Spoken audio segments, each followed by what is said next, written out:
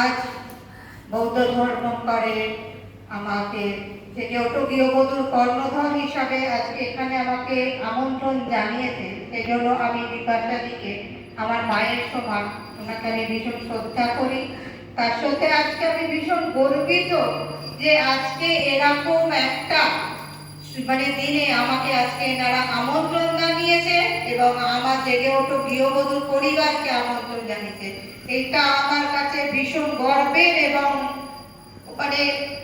এখানে ভালোবাসা ছাড়া কিছু পাই না, যার জন্য আমি বারবার এখানেই আসি। এই ভালোবাসাটুকুনির জন্য বৌদ্ধ ধর্মাঙ্করে আমি এতটা অনুষ্ঠান করি, এত বড় অনুষ্ঠান করে গেছি আগের মাসে, জায়গা দিতে পারিনি।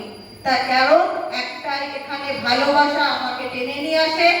আজকে আমাদের ৭৮তম স্বাধীনতা দিবস পালন হচ্ছে। সত্যি কথা বলতে আজকে আমরা স্বাধীনতা পেয়েছি পোশাকে, চালে চলনে, আদার্স আর কোনো কিছুতেই আমাদের স্বাধীনতা নেই, না ব্যক্তিত্বে রয়েছে, না সচেতনতা, আমরা কোনো কিছুর মধ্যে থাকি না। আজকে আমরা চাইবো যেভাবে আজকে নারী কেন পুরুষরাও কিন্তু আজকে হানাহানির মাঝে পড়ে, আমরা নারীদের আইন থাকা সত্ত্বেও কিছু ভুল ভ্রান্তি থেকে থাকে, নিজেদের চাল চলন সেটাও কিন্তু মানতে হবে।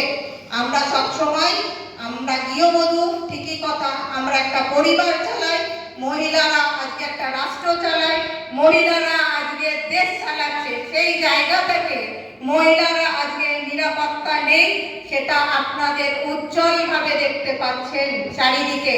যে ধরুন রাস্তায় হানাহানি কালকে দেখলাম সারা রাত ধরে, বিভিন্ন স্তরের মানুষ এবং আমার বিশিষ্ট আইনজীবীরা হাইকোর্টের এবং সুপ্রিম কোর্টে তারাও রাস্তায় নেমেছে। রেজাল্ট কি? রেজাল্ট একটাই, নেট ফল 0। যেখানে রাষ্ট্রের কোনো নিয়ম শৃঙ্খলা নেই, যা কিছু নিয়ম, আজকে মোমবাতি মিছিল, আজকে আমার জেগে ওঠো গৃহবধূ ট্রাস্ট থেকে আমি মিছিল করবো। কি মিছিল? মৌন মিছিল, নাই প্রতিবাদ মিছিল। তাতে কি লাভ হবে? রাষ্ট্রের হাতে ক্ষমতা রয়েছে, রাষ্ট্রের হাতে আইন রয়েছে।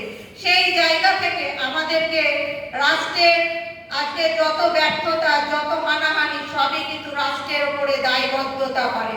আজকে আপনারা জানেন মহিলারা রিল করে বেড়াচ্ছে কিনা পয়সা পাবো, তার মানে কি আমাদের অভাব আছে, মহিলাদের অভাব আছে। সেই অভাবটা আজকে রাষ্ট্রের পরিকল্পনায় চলছে।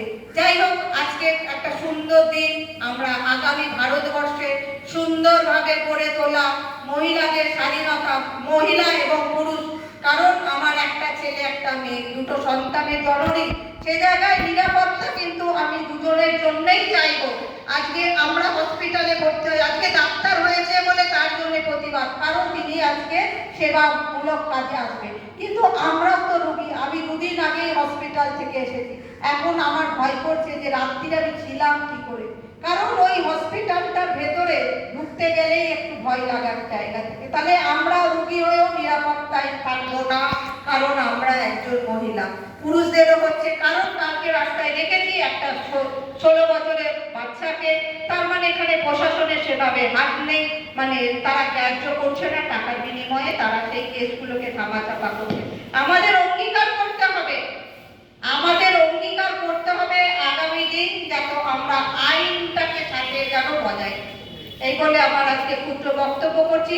তার সাথে আজকে আমি বৌদ্ধ ধর্ম করে আমাকে আজকে ডাকাতে আমি ভীষণ গর্বিত এবং আপ্লুত।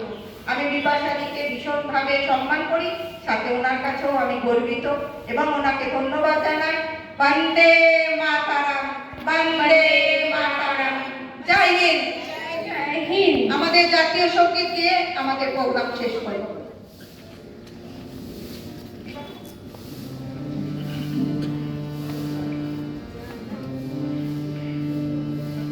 জয়